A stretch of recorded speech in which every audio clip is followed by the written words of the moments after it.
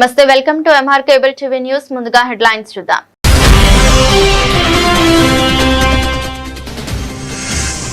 నంద్యాలలో తీవ్ర ఎండలపై అప్రమత్తంగా ఉండాలి. వడదెబ్బ ముప్పు, ప్రజలు జాగ్రత్తలు తప్పనిసరి. డిఎంహెచ్ఓ వెంకటరమణ హెచ్చరిక.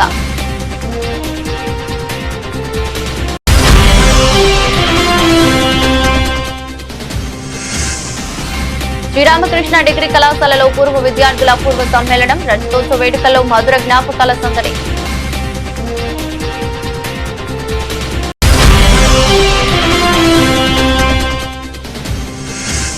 నంద్యాలలో 9.38 లక్షల రూపాయల సీఎం రిలీఫ్ ఫండ్ చెక్కులు అందజేసిన నంద్యాల టీడీపీ జిల్లా ప్రధాన కార్యదర్శి ఎన్ఎండి ఫిరోజ్.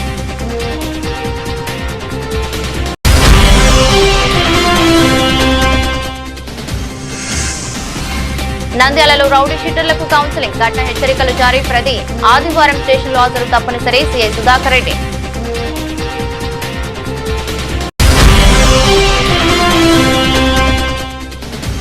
నంద్యాలలో రోడ్లు చిన్నవిగా, ట్రాఫిక్ సమస్యలు పెరుగుతున్న నేపథ్యంలో తోపుడు బండ్ల వ్యాపారస్తులు ట్రాఫిక్ అంతరాయం కలిగిస్తే కఠిన చర్యలు తప్పవు. Traffic CI Chand Basha.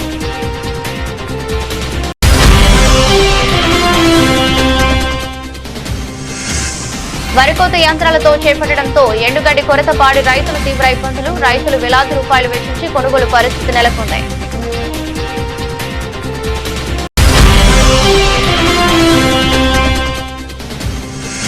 నంద్యాలలో నీట్ పరీక్ష ప్రారంభం, కట్టుదిట్టమైన భద్రతా ఏర్పాట్లు. 5 కేంద్రాల్లో నిర్వహణ, భారీగా పోలీస్ బందోబస్తు ఏర్పాటు. డీఎస్పీ శ్రీనివాసులు.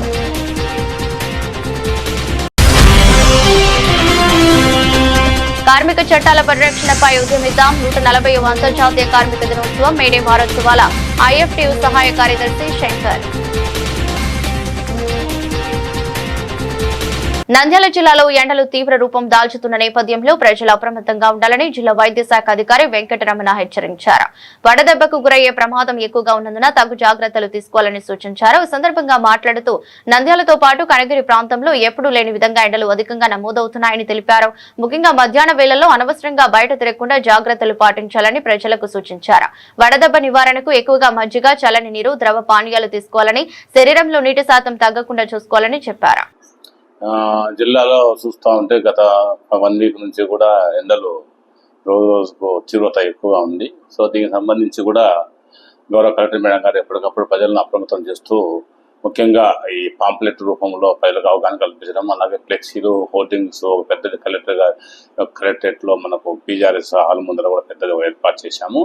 సో ప్రజలందరూ కూడా ఎండ వేడిని తట్టుకోవడానికి, అలాగే ఎండలో పని చేయకుండా ఉండడానికి, కాపాడుకోవడానికి తగిన జాగ్రత్త తీసుకోవాలని చెప్పడం జరిగింది. అందులో భాగంగా ముఖ్యంగా ప్రజలందరూ కూడా ఎక్కువగా ఎండకు ఎక్స్పోజ్ కాకుండా తగిన సమయం ఉదయం పొద్దున్నే పని చేయడము, 11-11:30 కల్లా ఇంటికి వచ్చేయడము, అలాగే సాయంత్రం వేళల్లో బయటికి రావాల్సిన అవసరం ఉంటుంది, పని చేసుకోవాల్సిన అవసరం ఉంటుంది. అలాగే దుస్తులు కూడా కాటన్ దుస్తులు ఇచ్చడము, మజ్జిగ ఎక్కువ తీసుకోవడము.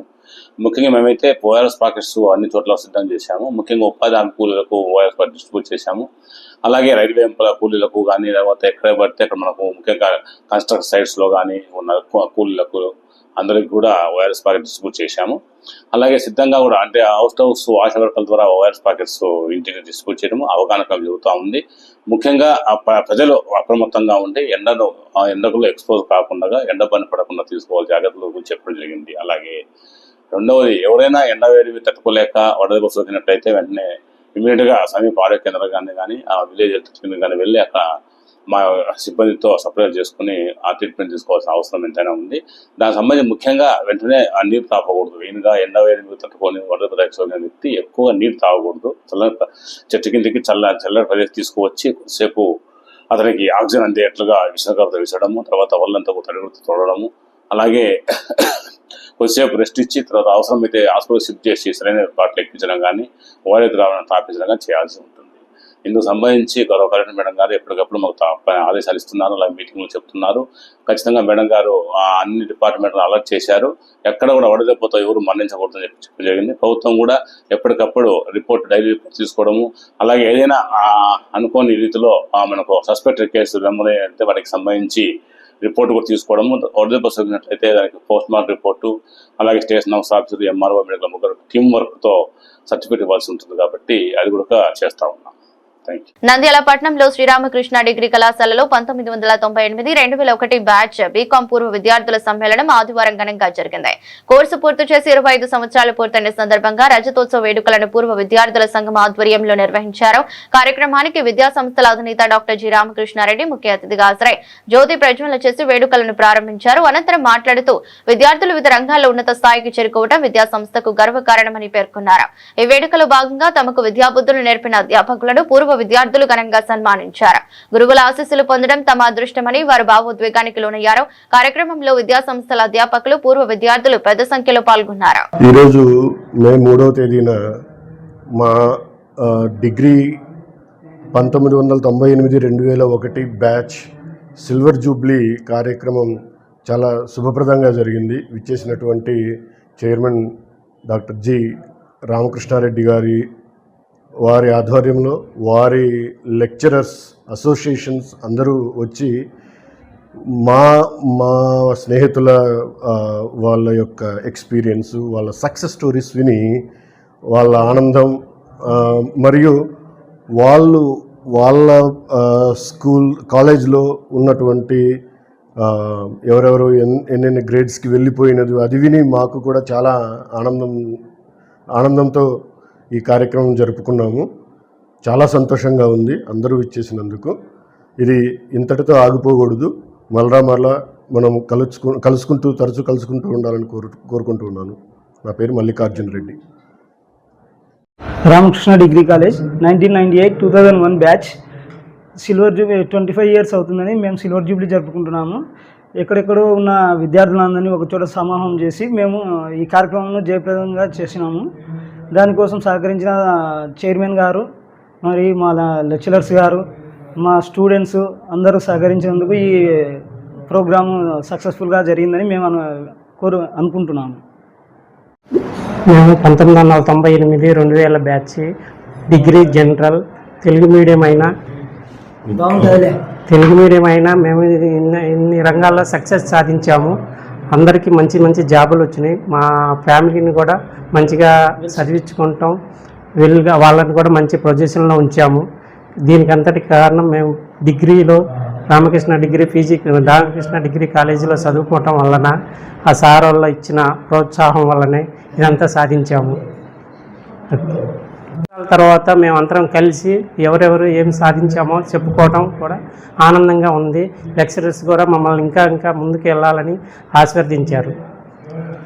ఇప్పటికి కూడా కాలేజీ ఫీజులు చూస్తే ఆశ్చర్యపోతారు. కాలేజీలో బీకాం కంప్యూటర్ సైన్స్ స్టూడెంట్ సంవత్సరానికి 12,000 కడతారు. బీఎస్సీ కంప్యూటర్ సైన్స్ స్టూడెంట్ 15,000 కడతారు.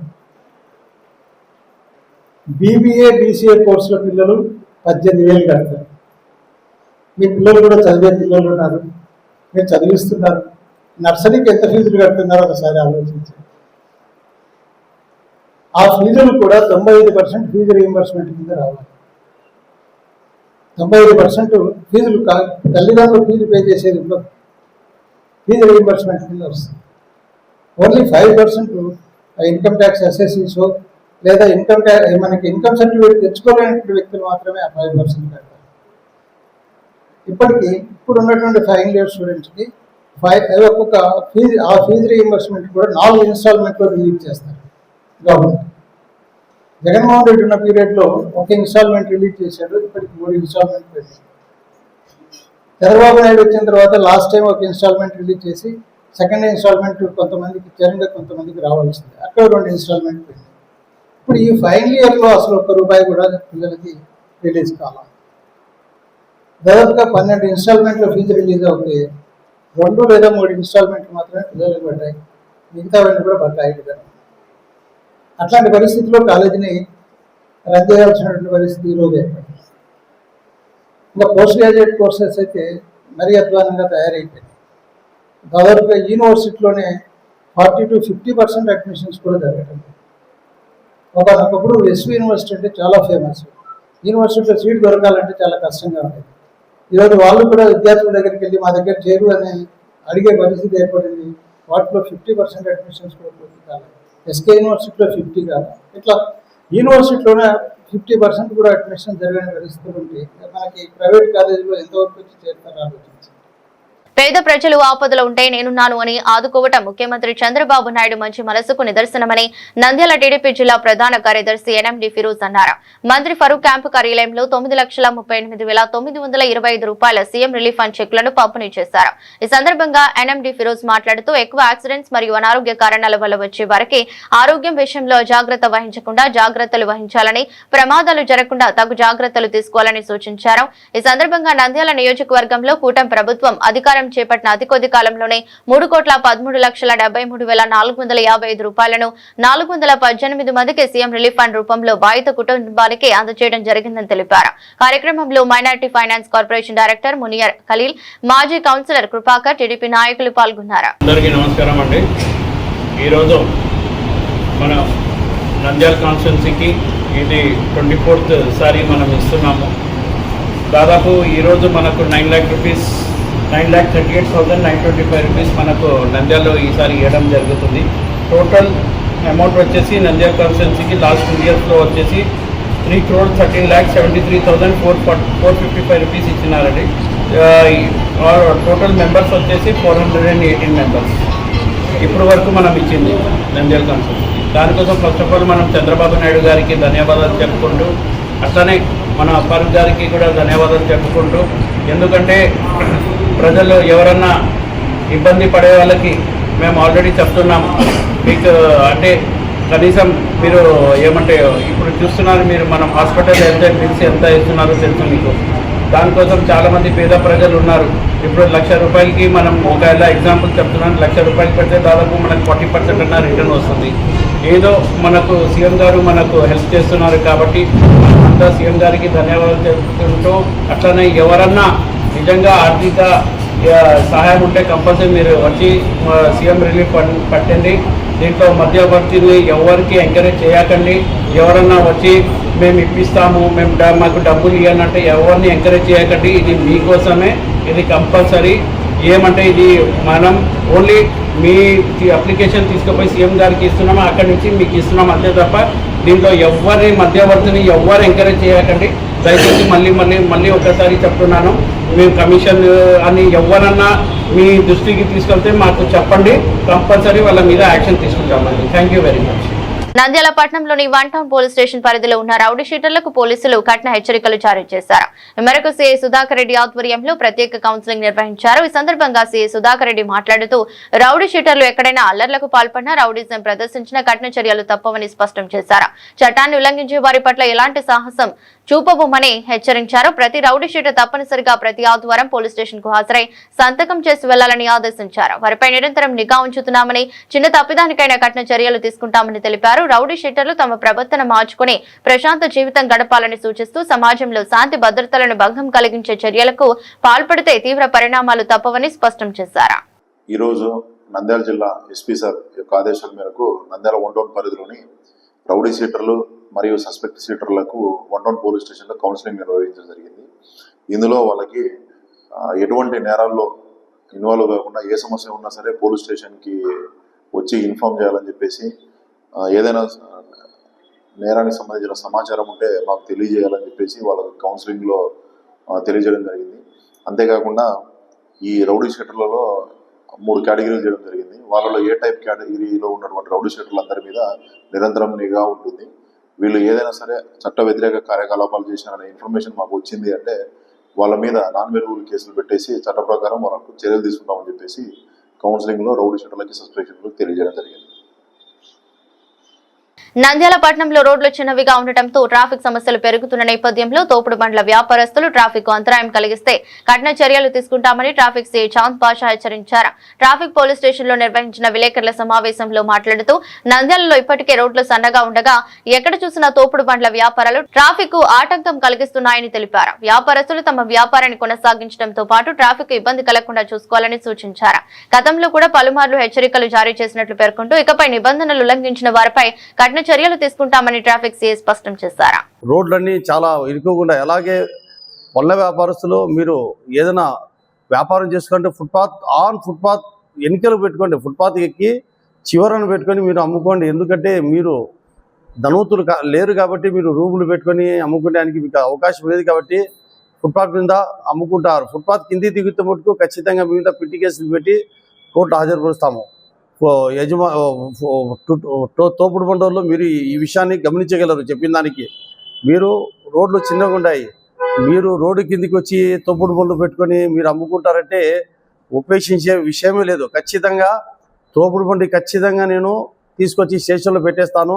1 నెల 10 రోజుల వరకు ఇచ్చేది ఉండదు. తర్వాత 10 రోజులు నెల రోజులు మీకు తోపుడు బండి లేకుంటే మీరు మీ ఫ్యామిలీ రోడ్డు మీద పడతారు.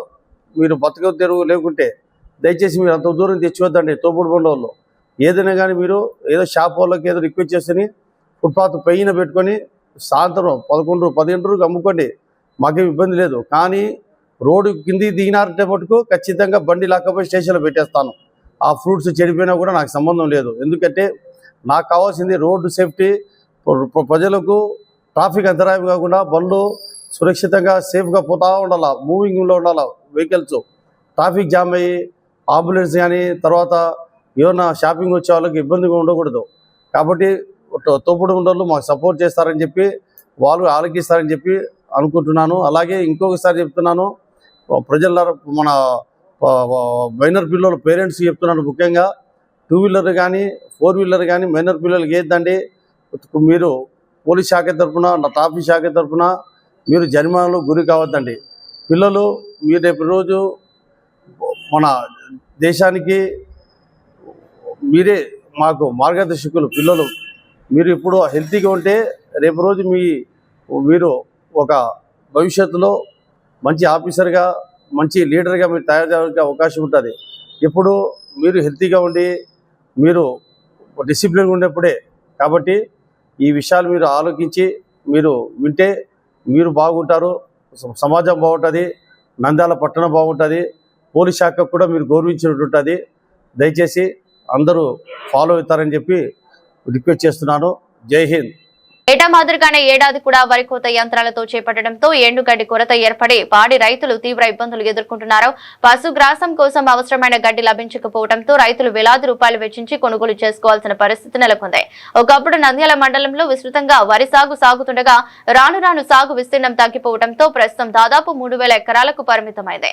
ఈ ప్రాంతంలో పాడి రైతులు అధికంగా ఉండటంతో పశుగ్రాసం కోసం గడ్డి కొరత మరింత తీవ్రంగా మారింది. స్థానికంగా లభించే గడ్డి ఎకరానికి 8000 వరకు ఖర్చు అవుతుండగా పక్క జిల్లాల నుండి తప్పించుకుంటే 10 నుంచి 12,000 వరకు వెచ్చించాల్సి వస్తుంది. ప్రభుత్వం తక్షణ చర్యలు తీసుకుని పశుగ్రాసం అందుబాటులోకి తీసుకురావాలని రైతులు కోరుతున్నారు.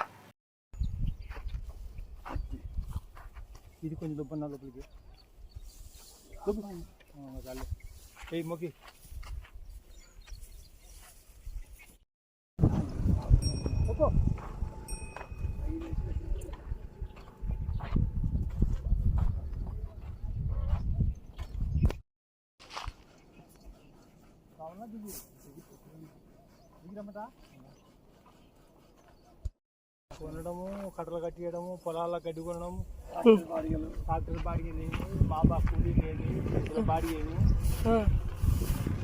పెరిగిపోయాయి. దేశవ్యాప్తంగా వైద్య విద్యా కోర్సులలో ప్రవేశాల కోసం నిర్వహించే నీట్ పరీక్ష ప్రారంభమైంది.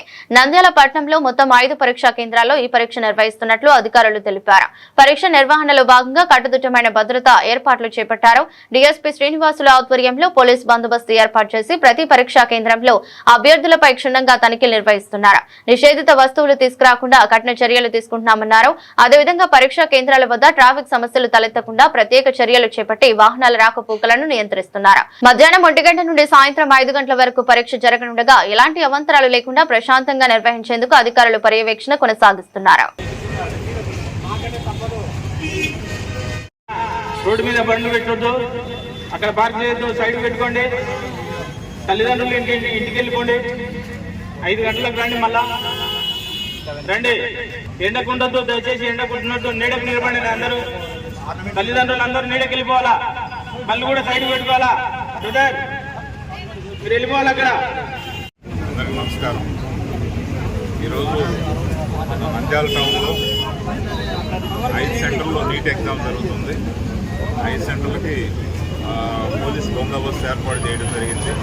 దగ్గరలో ఉన్న జిరాక్స్ మిషన్లు కానీ అన్నీ కూడా క్లోజ్ చేసి మరొక చెక్ చేసి లోన పంపడం జరుగుతుంది. 11:30 నుంచి 1:30 వరకు ఎలవ్ చేస్తున్నారు. 1:30 తర్వాత ఎవరిని ఎలవ్ చేయరు. ఎవరైనా కూడా 1:30 లోపల రావాల్సి ఉంటుంది. ఏదైనా కూడా పోలీసు సహకరించి ఎవరి తల్లిదండ్రులు ఎవరైనా కూడా బయట దూరంగా ఉండాల్సిందే కోరుతున్నాం. ఇక్కడ ఏదైనా ఎలాంటి చిన్న విషయాలు కూడా జరగడానికి వీల్లేదు. సఫిషియెంట్ పోలీసు బందోబస్తు ఏర్పాటు చేసి ఎగ్జామ్ నిర్వహించడానికి మేనేజ్మెంట్తో సహకరిస్తుంది. 140వ అంతర్జాతీయ కార్మిక దినోత్సవం మేడే వారోత్సవాల సందర్భంగా ఐఎఫ్టియు ఆధ్వర్యంలో జెండా ఆవిష్కరణ జరిగింది. నంద్యాల మండలం పోలూరు గ్రామంలో ఐఎఫ్టియు జిల్లా సహాయ కార్యదర్శి శంకర్ పతాకావిష్కరణ చేశారు. అనంతరం మాట్లాడుతూ దీర్ఘకాలం పోరాటాలు చేసి ఉంచుకున్న కార్మిక చట్టాలను కేంద్రంలోని మోదీ ప్రభుత్వం సంస్కరణల పేరిట 4 లేబర్ కోడ్స్ ని అమలు చేస్తూ కార్మికులను పరిశ్రమల యాజమాన్యాలకు కట్టు బానిసలుగా మార్చే కుట్ర చేస్తుందని ఆరోపించారు. ప్రభుత్వం కార్పొరేట్ కంపెనీలకు కట్టబెడుతూ ప్రకృతి వనరులను ప్రభుత్వ సంపదను కార్పొరేట్ శక్తులకు అప్పచెప్పు ప్రభుత్వ రంగాన్ని నిర్వీర్యం చేస్తుందని విమర్శించారు. అలాగే రైతాంగం పండించిన పంటలకు కనీస మద్దతు ధర కల్పించాలని డిమాండ్ చేశారు.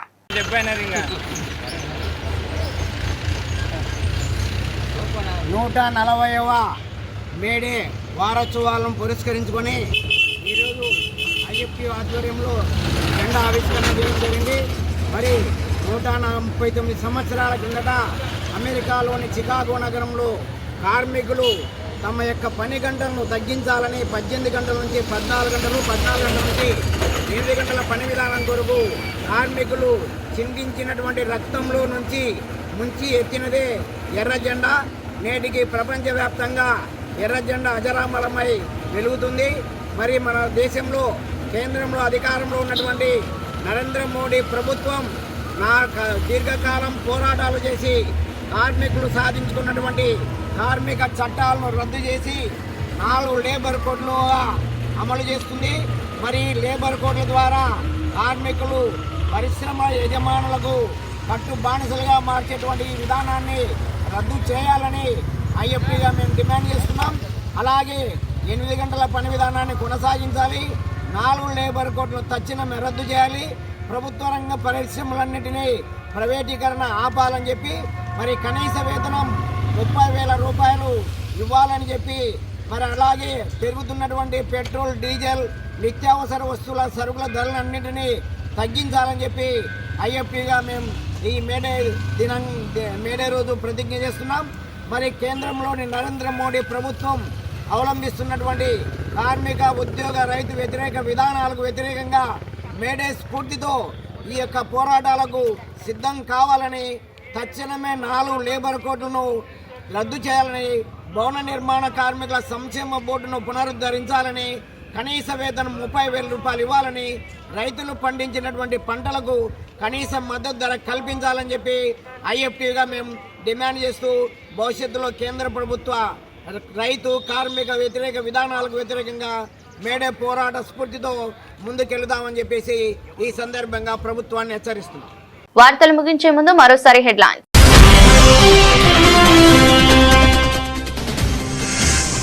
నంద్యాలలో తీవ్ర ఎండలపై అప్రమత్తంగా ఉండాలి. వడదెబ్బ ముప్పు, ప్రజలు జాగ్రత్తలు తప్పనిసరి. డిఎంహెచ్ఓ వెంకటరమణ హెచ్చరిక.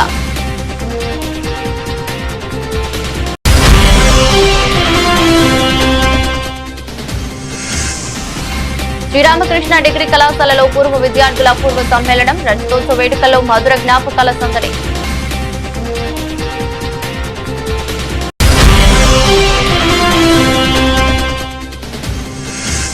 నంద్యాలలో 9.38 లక్షల రూపాయల సీఎం రిలీఫ్ ఫండ్ చెక్కులు అందజేసిన నంద్యాల టీడీపీ జిల్లా ప్రధాన కార్యదర్శి ఎన్ఎండి ఫిరోజ్.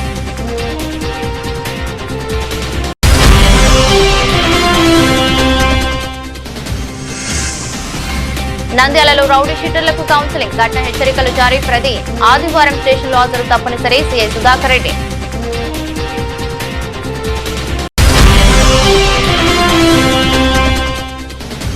నంద్యాలలో రోడ్లు చిన్నవిగా, ట్రాఫిక్ సమస్యలు పెరుగుతున్న నేపథ్యంలో తోపుడు బండ్ల వ్యాపారస్తులు ట్రాఫిక్ అంతరాయం కలిగిస్తే కఠిన చర్యలు తప్పవు. Traffic CI Chand Basha.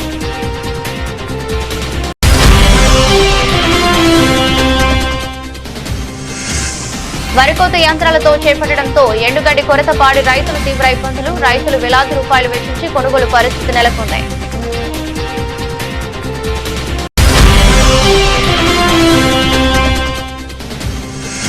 నంద్యాలలో నీట్ పరీక్ష ప్రారంభం, కట్టుదిట్టమైన భద్రతా ఏర్పాట్లు, 5 కేంద్రాల్లో నిర్వహణ, భారీగా పోలీస్ బందోబస్తు ఏర్పాటు. డీఎస్పీ శ్రీనివాసులు.